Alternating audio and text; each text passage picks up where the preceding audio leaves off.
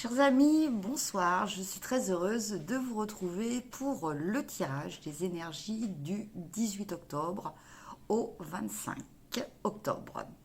Alors, j'avais envie un petit peu de changer la formule au lieu de faire une carte par jour.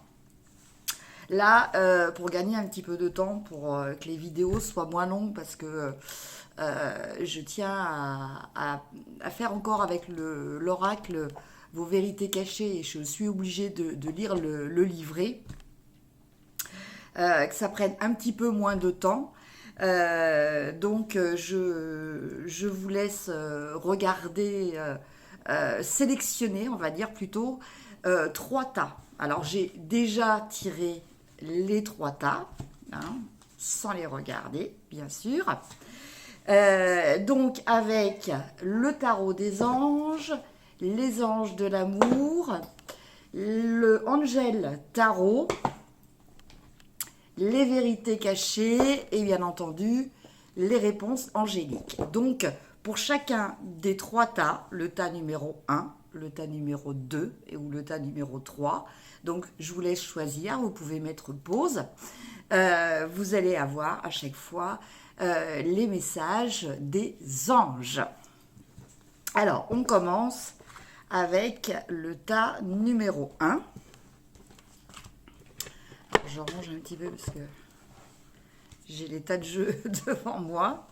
Alors, on commence avec la carte du tarot des anges pour voir l'énergie générale pour vous qui avez choisi le tas numéro 1. Et l'on a le 6 de terre. Recevez des dons sous forme d'argent, de temps ou d'effort.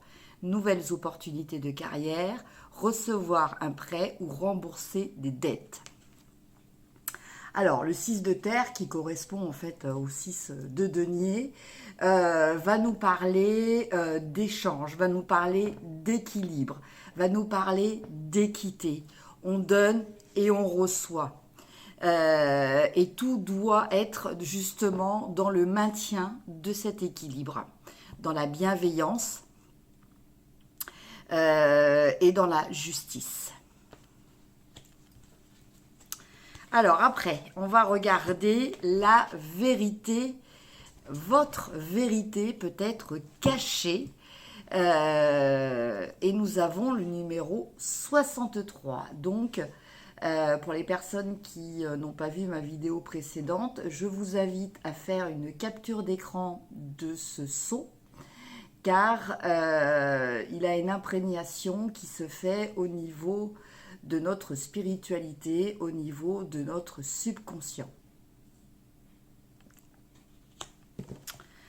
Et je vais vous lire donc le petit texte qui est associé à ce sceau et qui va nous en donner sa signification. Et là, on nous parle de repousser. Si vous avez tiré ce sceau, dans cette situation, vous repoussez quelqu'un ou quelque chose que vous ne devriez pas repousser. Repoussez-vous quelqu'un afin d'éviter la douleur qu'il vous cause. Repoussez-vous son aide. Repoussez-vous son amour. Est-ce que vous rejetez quelqu'un? Manifestez-vous votre désapprobation envers quelqu'un? Êtes-vous en train de le mépriser, de le minimiser ou de lui manquer d'amour ou d'une manière ou d'une autre? Niez-vous quelque chose? Avez-vous condamné quelque chose ou quelqu'un pour ne pas les avoir fait, pour ne pas avoir fait partie de vous-même? Vous dites-vous que quelqu'un est incapable de vous voir, de vous entendre, de vous sentir ou de vous comprendre? Maintenez-vous l'image selon laquelle vous êtes différent et séparé des autres? Vous racontez-vous une histoire sur quelque chose qui vous pousse à repousser? Si vous avez tiré ce sceau, vous avez peut-être besoin d'intimité, mais vous êtes terrifié. L'intimité peut être traduite par une phrase de 3 mots. Voir en moi.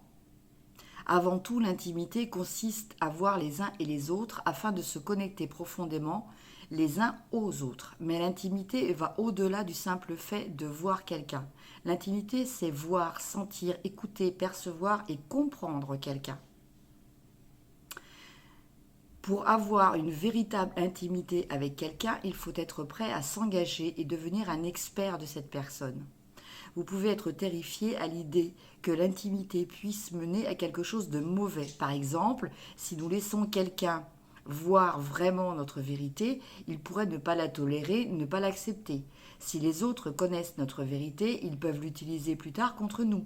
S'ils connaissent nos faiblesses ou nos vulnérabilités, ils peuvent les employer à notre détriment pour servir leurs propres intérêts. S'ils savent que ce que nous voulons vraiment, ils peuvent s'en servir pour nous contrôler. S'ils nous donnent de l'attention, nous pouvons nous sentir obligés de les rendre heureux en retour. C'est ce qui est une sorte d'endettement et par conséquent avoir le sentiment d'avoir perdu notre liberté. S'ils découvrent des choses sur nous, ils pourraient juger mauvaises ou incorrectes. Ils pourraient accroître notre sentiment de honte, voire nous abandonner ou nous rejeter.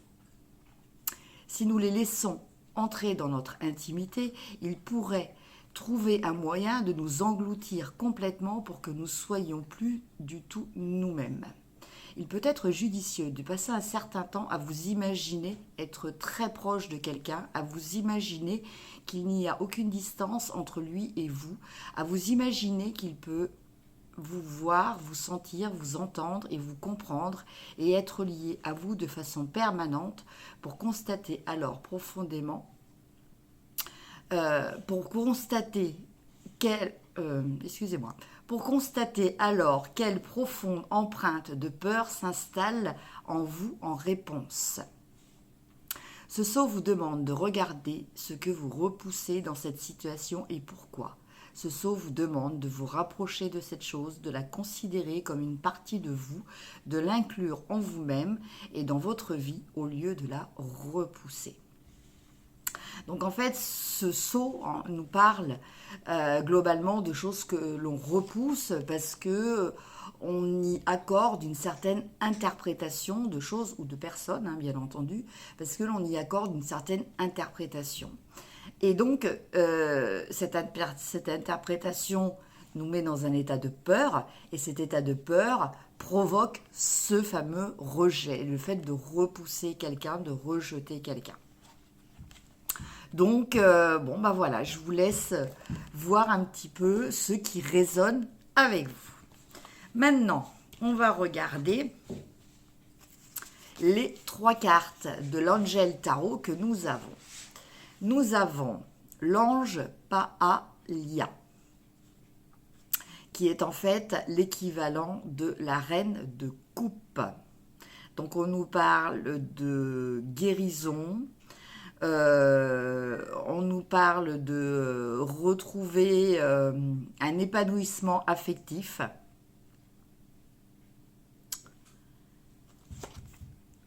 Voilà, donc je vous montre cette carte.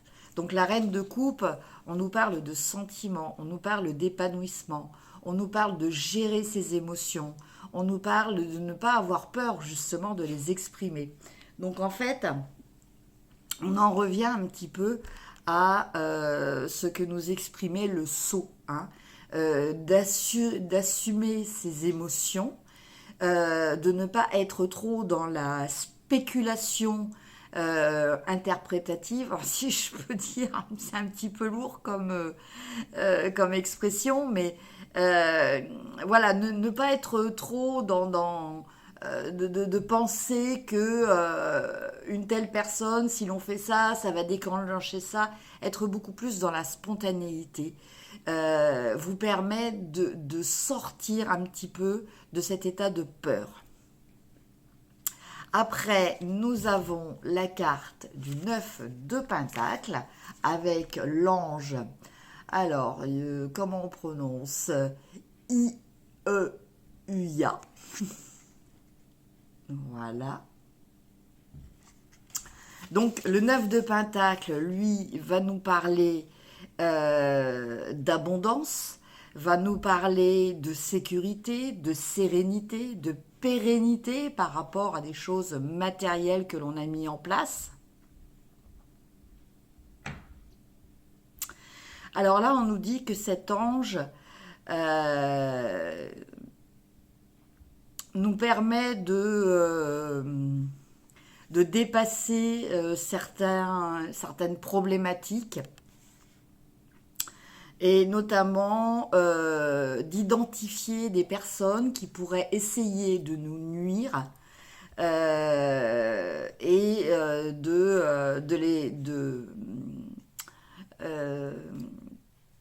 je suis en train de chercher parce que c'est écrit en anglais, de déjouer leur plan. Et enfin, on a la carte de la mort, donc avec l'ange Mumia. Voilà, donc la mort-renaissance, qui nous parle de la fin de quelque chose pour la renaissance d'autre chose,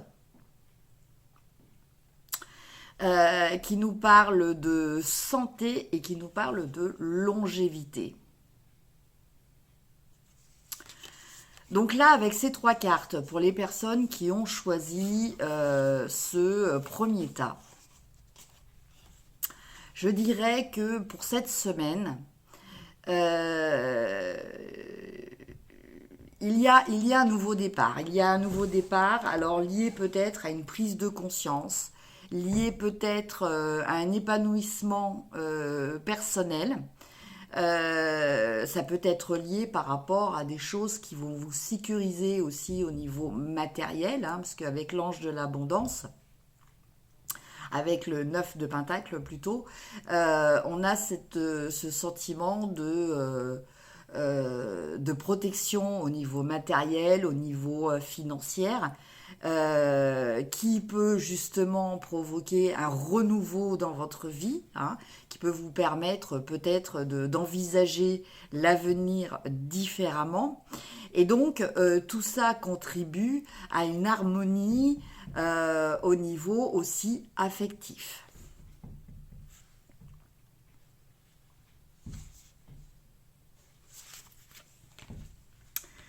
Très beau jeu. Alors maintenant, on regarde le message des anges de l'amour et qui nous parle de libérez-vous. Il est temps de reprendre le contrôle de votre vie. Donc vous voyez, avec l'ange de la mort qui nous parle de fin et de renaissance, et cette carte libérez-vous, bon voilà, on a vraiment cette notion de sortir d'une emprise, donc qu'elle soit psychologique ou matérielle. Et voilà, le fait de sortir de cette emprise, vous allez sortir aussi d'un sentiment de peur et vous allez pouvoir aller vers un épanouissement. Et enfin, donc, je vous laisse poser votre question. Donc, ami du tas numéro 1. Et je vous donne la réponse. Et la réponse est le pardon. Alors, ce pardon va nous parler de lâcher prise. Donc, vous voyez, on revient avec cette notion de libérez-vous. On revient avec la notion de mort-renaissance. On revient sur la notion de repousser, qui était liée à cette peur des réactions, de la fragilité dans laquelle on pouvait se mettre si on acceptait d'inclure dans notre proximité une situation ou une personne. Et là, on nous parle de pardon. Donc tout ça nous parle en fait globalement de lâcher prise. On nous demande de tourner des pages, du moins au moins une page. Le pardon, donc comme je le dis toujours, le pardon, ce n'est pas effacer, oublier ce que l'on vous a fait. Le pardon, c'est de décider à un instant T que cela ne vous affectera plus. Voilà pour mes chers amis qui avaient choisi le tas numéro 1. Alors, je vais quand même en profiter. Je vous demande 2 petites minutes. Je vais noter le timing. Comme ça, je pourrai je pourrais le marquer en barre et comme ça vous pourrez aller directement au tas que vous avez choisi. Donc pour les personnes qui ont choisi le tas numéro 2. Alors, en énergie générale de la semaine, avec la carte des anges, du tarot des anges, on a l'as de terre. Vous nagez dans l'abondance, une entreprise commerciale prometteuse, document ou contrat important. Donc l'as de terre, c'est l'as de denier, va nous parler d'une rentrée d'argent peut-être importante, en tout cas du démarrage de quelque chose au niveau financier ou matériel. Donc ça peut être aussi vous commencez un nouveau travail, ça peut être vous achetez une nouvelle maison. Voilà, c'est quelque chose de concret, c'est quelque chose de matériel, c'est quelque chose qui va impacter votre avenir de façon positive. En tout cas, tout du moins au niveau matériel et financier. Après, au niveau de vos vérités cachées, on a le sceau numéro 67, donc dont je vous invite à faire aussi une capture d'écran car ce sceau va avoir, comme je le disais pour le tas précédent, une imprégnation au niveau de votre subconscient et au niveau de votre spiritualité. Et je vais vous en lire l'interprétation. Alors, le sceau 67, c'est la déconnexion. Si vous avez tiré ce sceau, votre déconnexion est ce qui échappe à votre regard. Le plus redoutable dans la déconnexion, c'est que lorsque vous l'utilisez comme mécanisme d'adaptation, vous ressentiez un soulagement. Vous ne ressentez plus la tension du conflit et le sentiment de séparation qui se produisait avant votre déconnexion. En conséquence, vous pouvez avoir l'impression d'être plus en harmonie et mieux connecté, même si la vérité est à l'opposé et même si d'autres personnes vous le clament sans arrêt. Vous vous sentez ainsi parce que vous êtes tellement déconnecté que vous ne vous ressentez peut-être pas la douleur de la déconnexion elle-même et ne reconnaissez donc pas que vous êtes déconnecté. Être déconnecté, c'est être détaché de quelque chose. La déconnexion se joue de toutes sortes, de façon différente. Les gens peuvent être détachés de leurs émotions, de leurs amis, de leurs partenaires, de leur propre essence, de leur enfant, de leur cœur, de leur véritable désir, de l'impact qu'ils ont sur les autres, de la réalité, et j'en passe. Voici certaines façons dont cette déconnexion se manifeste au quotidien. Une personne peut occuper pendant des années un emploi qu'elle déteste parce qu'elle est déconnectée de son cœur. Une personne peut faire preuve d'une immense cruauté envers une autre et ne jamais se rendre compte à quel point elle le fait parce qu'elle est déconnectée de l'expérience des autres. Une personne peut ressentir de la tristesse et vous dire qu'elle va bien parce qu'elle est déconnectée de ses propres émotions. Une personne peut dire des choses qui blessent les autres parce qu'elle est déconnectée du monde, de leur monde intérieur et ne les connaît donc pas suffisamment pour savoir ce qui peut les blesser. Quelqu'un peut avoir un coup d'un soir et ne pas penser le lendemain à la personne avec laquelle il a couché parce qu'il était déconnecté au point de ne pouvoir donner et recevoir de plaisir sexuel sans avoir la moindre connexion émotionnelle. Une personne peut rencontrer des synchronicités et de la magie et rationaliser chaque manifestation parce qu'elle est déconnectée de l'esprit qui sous-entend la matière de ce monde. Un parent peut être tellement déconnecté sur les projets qu'il réalise avec ses enfants qu'il ne parvient pas à se connecter à eux pendant qu'il les réalise. Les enfants se sentent alors négligés et ont l'impression que les projets sont plus importants qu'eux parce que le parent est déconnecté du monde de ses enfants, de leurs sentiments, de leurs pensées, de leurs désirs et de leurs besoins.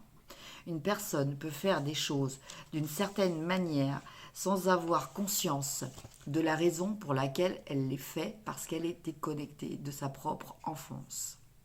Un homme peut croire en une vérité et faire des choses sans les remettre en question parce qu'il est déconnecté de sa propre voix intérieure et de sa conscience. Une personne peut regarder le monde et ne pas se reconnaître dans les autres choses du monde, ni reconnaître sa connexion avec elle, au point de déclarer une guerre qui tuera des millions de personnes. Et avant de vous convaincre que les personnes spirituelles sont l'exception à cette règle, réfléchissez bien.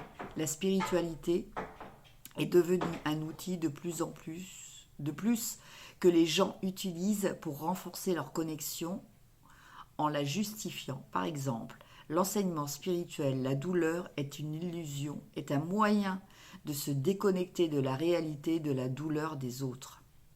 La croyance selon laquelle le moi supérieur n'a pas de besoin externe et l'identification à ce moi plutôt qu'à tous les autres sont des moyens de se déconnecter des besoins qui ne sont pas satisfaits par les autres et de la douleur qui en découle. Le focus positif peut être un moyen de se déconnecter de la moitié de la réalité de la vie et de toutes ses émotions négatives. Les relations ouvertes et le polyamour peuvent être le moyen de se déconnecter de sa propre peur de l'abandon et de la peur de l'attachement. La prise de distance peut être des moyens de se déconnecter de la vie. Les remèdes spirituels peuvent être des moyens de se déconnecter de la réalité et de sa propre incarnation physique. Et la liste s'allonge encore et encore. Si vous avez tiré ce sceau, on vous demande de voir votre déconnexion. On vous demande de sortir de cet état et de vous connecter. Rétablissez votre connexion avec ce dont vous vous êtes déconnecté. Donc en fait, là, on nous parle de déconnexion, mais sans s'en rendre compte, en fait. C'est le détachement, en fait. C'est vraiment le détachement. C'est de tomber dans une certaine forme d'indifférence. Donc c'est toujours pareil, c'est une forme de protection. Donc ça peut être interprété, l'individu, enfin la personne peut l'interpréter comme une forme de lâcher prise, mais en fait on tombe dans une forme d'indifférence. Donc ce n'est pas pareil. Il y a une différence entre le lâcher prise et la déconnexion. La déconnexion, ça veut dire qu'on n'est plus en reliance avec ce qui nous entoure. Ça veut dire qu'on se marginalise. Alors qu'en fait, le but, c'est d'être en harmonie avec ce qu'il y a autour de nous. Alors, après, on va voir donc les trois anges. On a VUL, qui est le 8 de bâton. On a Mebaya, qui est la reine de Pentacle. Et enfin, on a Sitaël, qui est le 3 de bâton. Alors, le 8 de bâton.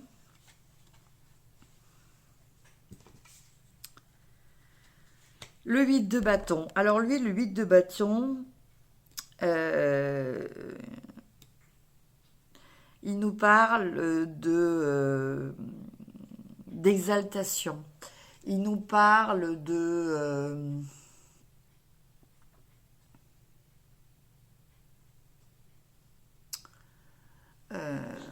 d'être vraiment dans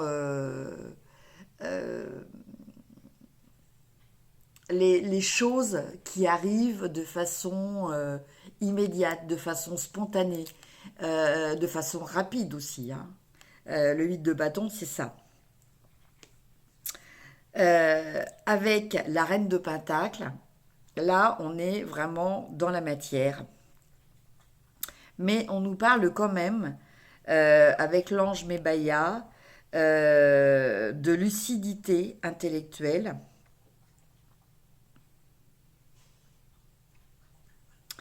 et de bienveillance, de consolation, de compensation. La reine de Pentacle, c'est une femme ou une énergie qui est près de vous pour cette semaine, qui est généreuse, qui est dans l'échange, qui est dans l'harmonie, qui est dans la sérénité, mais qui est aussi dans la bienveillance et la protection des gens qu'elle aime autour d'elle. Et avec Citaël, donc là on nous parle de construction, d'avoir des projets assez importants. Il nous parle de protection aussi par rapport à des adversaires. Alors, 8 de bâton, reine de pentacle, 3 de bâton. Bah, écoutez, pour vous qui avez choisi le deuxième tas, je pense que y a des choses qui vont bouger cette semaine par rapport à des projets, par rapport à des actions que vous avez menées. Il va y avoir des résultats assez rapides, des résultats positifs, des résultats qui vont vous permettre d'avoir une vision sereine sur votre avenir. En attendant le déroulement de suites futures. En tout cas, là, dans un premier temps, il va y avoir des choses positives qui vont arriver cette semaine. On va dire, entre guillemets, c'est un premier wagon qui arrive et qui va être très positif. Au niveau sentimental, affectif, avec le tarot des anges de l'amour, on a les enfants. Votre vie amoureuse est influencée par les enfants. Donc là, on nous parle de l'importance peut-être d'enfants, donc par rapport à des relations. Alors, ça peut être pas forcément des relations sentimentales, hein. On peut parler de relations amicales ou familiales. En tout cas, au cœur de ces relations, il y a vraiment la prise en compte des enfants qui va se faire cette semaine et qui va être assez importante. Je vous laisse poser votre question. Donc, vous pouvez faire pause et je vais y répondre avec les réponses angéliques. Et la réponse est non. Donc, comme je dis toujours, ce non, il est pour maintenant. Hein. Ce n'est pas un non définitif. Ça veut peut-être juste dire que pour l'instant, voilà, alors j'entends, il ne faut pas mettre la charrue avant les bœufs, donc je vous le répète. Voilà, il faut peut-être accepter de suivre une certaine évolution. Il faut peut-être mettre encore certaines choses en place avant d'avoir le oui que vous attendez. Bon, ça peut être aussi que vous attendiez aussi comme réponse un non. Hein. Ça peut être ça aussi. Alors, je note le petit timing.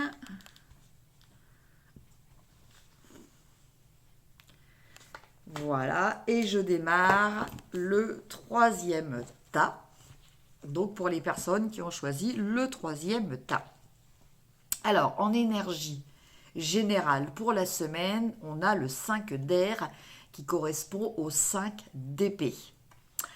Un choix peu judicieux. Tâchez de tirer les leçons de cette situation, analysez les motifs de chacun. Donc, ce 5 d'épée nous parle que, bon, pour cette semaine, vous allez peut-être avoir des discussions, des petits conflits, des petites rivalités, des petites choses comme ça. C'est pas des choses très importantes. Par contre, c'est des choses sur lesquelles il faut que vous réfléchissiez. C'est des choses sur lesquelles il va falloir tirer une leçon. Voilà ce qui est important de retenir de cette carte. Après, on va regarder, donc pour vous, quel est le sceau de la vérité cachée. Eh bien, on a le numéro 66. Donc, je vous laisse faire une capture d'écran donc pour bien visualiser ce sceau qui peut avoir une influence sur votre spiritualité et sur votre subconscient. Et je vais vous lire tout de suite le petit texte qui est associé. Alors, pour vous, c'est la conversion. Alors, si vous avez tiré ce sceau, recevez-le soit comme des félicitations, soit comme un avertissement.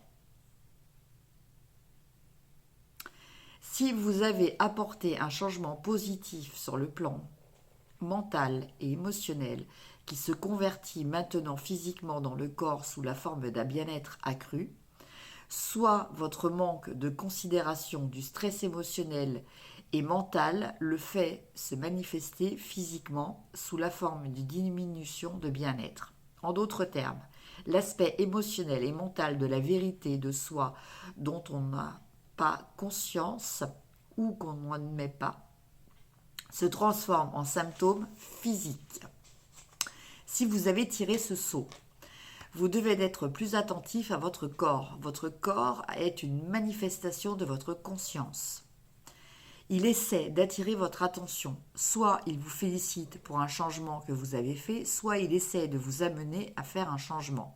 Il essaie de vous transmettre un message sur votre vérité personnelle. Vous n'êtes pas séparé de vos pensées et de vos émotions. Par exemple, si vous êtes constamment fatigué, vous vivez peut-être votre vie en fonction de ce qui doit être fait, ce qui revient à épuiser l'inspiration et la motivation intrinsèque de votre être et qui peut se convertir en changement chimique réel dans votre cerveau et vos muscles. Si vous sentez que vous êtes impuissant dans vos relations, vous pouvez percevoir que vous n'avez absolument pas le contrôle du processus ou libre arbitre impliqué dans les actions de donner et de recevoir des autres. Vous pouvez avoir tendance à vous sentir isolé, à vous méfier, à vous retrouver dans des relations d'amour-haine, à avoir de la difficulté à vous engager dans des relations et donc, parce que la vie est une relation, à avoir de la difficulté à vous engager dans la vie sur Terre. De ce fait, vous pouvez avoir des difficultés à trancher s'il vaut la peine de la saisir et par conséquent, cette façon d'être se convertira en maladie physique. Une méthode que nous pouvons utiliser pour prendre conscience de ce qui se passe en nous est de fermer les yeux et de demander à voir dans notre esprit la partie de nous qui est affectée. Nous laissons l'image apparaître telle qu'elle se forme. Nous pouvons commencer à observer et à étudier ses comportements et ses perspectives, ses désirs, ses besoins et ses motivations. Nous pouvons lui poser des questions. Nous pouvons explorer sa relation avec les autres parties de notre être. Nous pouvons répondre à ses besoins avec notre imagination et mettre ensuite en œuvre des changements dont cette partie de nous a besoin dans notre vie quotidienne. Une autre méthode utile consiste à décider de permettre à la conscience de la partie de votre corps où la conversion se produit ou la maladie elle-même de prendre le contrôle de votre corps. Par exemple, vous pourriez permettre à la conscience de votre propre mal de tête de contrôler votre corps. Ou vous pouvez laisser la conscience de votre rein gauche prendre le contrôle de votre corps. En prenant l'exemple du rein, vous pourriez vous déclarer intérieurement ou choisir intentionnellement « J'accepte de devenir mon rein gauche ».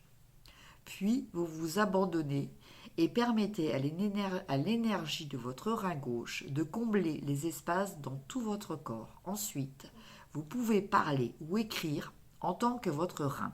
Vous écrirez ou parlerez en termes de « je ». Mais c'est votre rein qui parlera, pas vous. Ne pensez pas aux questions que vous donnez. Donnez-les simplement comme si vous faisiez un exercice de conscience.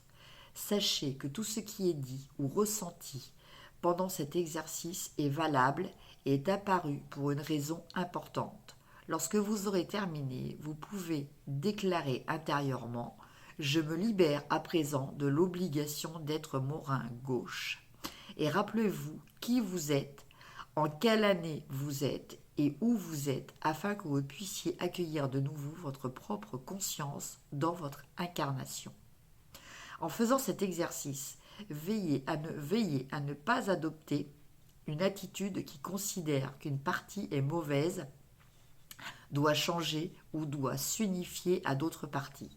Tout cela constitue une résistance aux parties individuelles. C'est une désapprobation de leur fragmentation et je peux vous dire qu'elles avaient de bonnes raisons de le faire. Faites donc cet exercice avec une attitude de raison pour laquelle elle les fait, parce qu'elle est déconnectée de sa propre enfance. Attendez, excusez-moi, je reprends. Faites donc cet exercice avec une attitude de compassion. J'avais pris 2 pages. Et en voulant sincèrement comprendre la partie afin de mieux comprendre, afin de mieux répondre à ses besoins et de les rapprocher de vous plutôt que de les repousser. Si vous avez tiré ce saut, la conversion de la vérité mentale et émotionnelle est en train de se produire. La détresse ou le bien-être se transforme soit en malaise, soit en un état amélioré.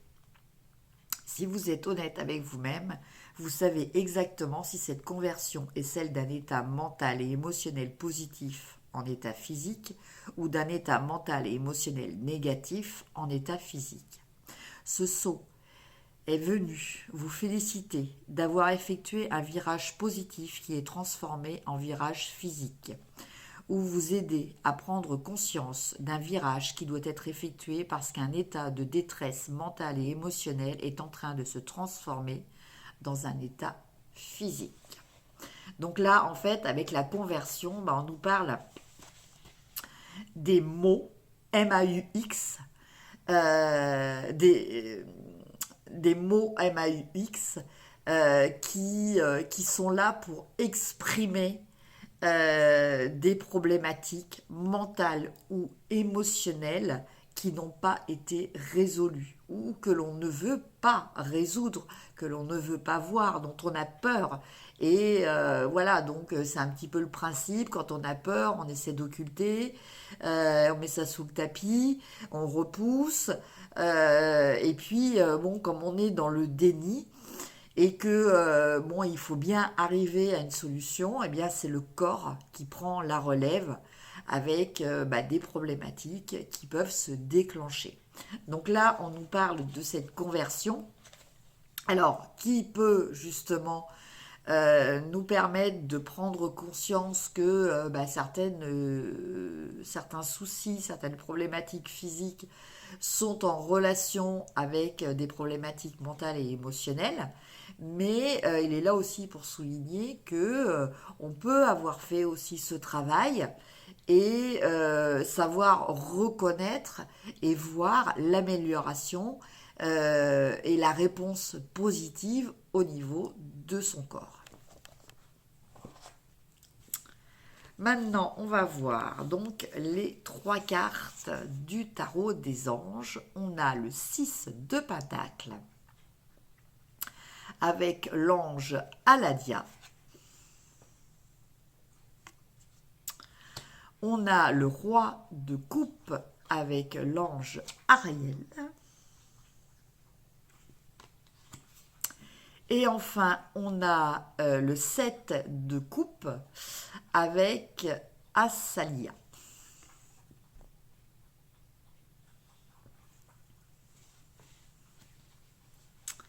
Alors, avec l'ange Aladia, on nous parle de grâce divine.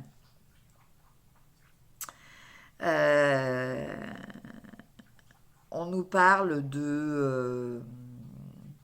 de bienveillance, on nous parle de... alors, on peut nous parler avec cet ange, vous voyez, on le voit avec un petit coussin et tout ça, on peut nous parler d'une union, on peut nous parler peut-être pour certaines personnes d'une alliance, d'un partenariat, voilà. Après, donc, nous avons le cavalier de Pentacle. Oui, le cavalier de Pentacle. J'ai peut-être dit le roi tout à l'heure, mais en fait, non, c'est le cavalier de Pentacle. Knight of Cups. Le cavalier de Pentacle qui va nous parler de révélation. Qui va nous parler euh, de découvrir certains secrets, de comprendre certaines choses secrètes. Le cavalier de coupe, excusez-moi, c'est aussi celui qui a un idéal affectif. C'est celui qui a la quête de son Saint Graal. Donc, à la recherche justement d'un certain idéal, de sa réalité, de sa vérité au niveau sentimental. Et avec l'ange Asalia, on nous parle de contemplation et on nous parle de faire de nouvelles connaissances. Alors avec le 7 de coupe, on nous parle justement aussi de réfléchir au niveau de ses sentiments. C'est un petit peu une mise au point. Alors, pour les personnes qui ont choisi ce troisième tas, le 6 de Pentacle nous parle d'échange, nous parle d'équité.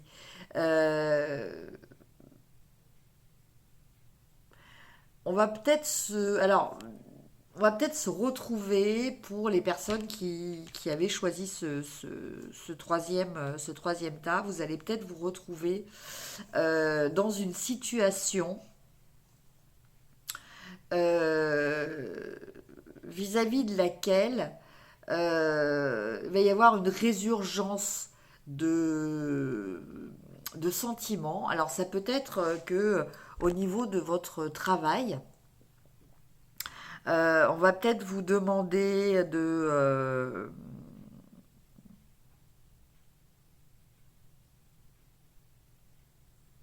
d'accepter peut-être de travailler avec d'autres personnes. C'est ce que je vois par rapport à ça, hein. Et donc du coup, ça va remettre un petit peu... on va vous obliger à pactiser peut-être avec certaines personnes.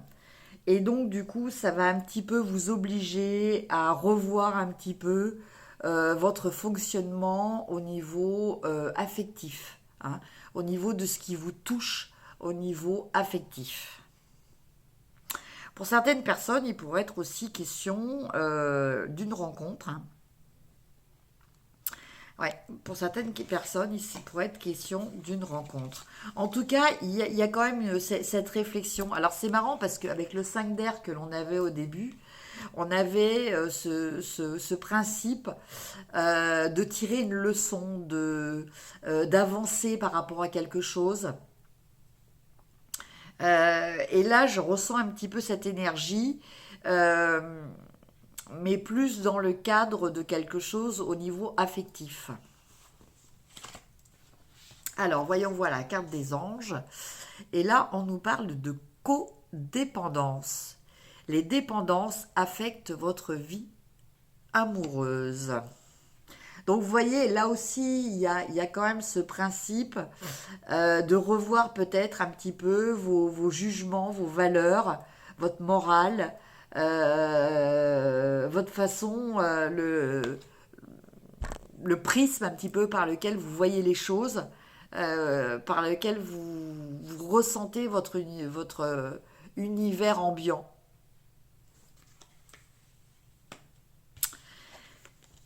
Et enfin, donc je vous laisse penser à une question et moi je vais vous lire la réponse. Alors c'est très intéressant parce que c'est en parfaite adéquation avec la vérité cachée, hein, qui nous parlait de conversion.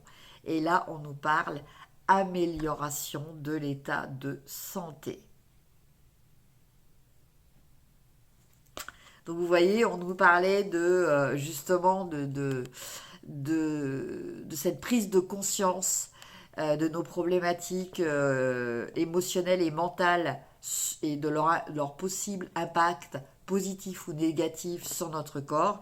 Et là, en amélioration de l'état de santé. Donc, mes chers amis qui avaient choisi le tas numéro 3, je pense que là, vous avez compris un petit peu votre vérité cachée, si cela en tout cas fait écho avec ce que vous ressentez. Et vous êtes sur le bon chemin de la guérison. Voilà mes chers amis pour ce tirage de la semaine du 18 au 24-25 octobre.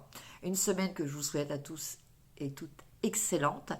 Je vous remercie de votre présence, je vous remercie pour vos abonnements, pour vos commentaires, pour vos likes et je vous embrasse et je vous dis à très bientôt. Au revoir.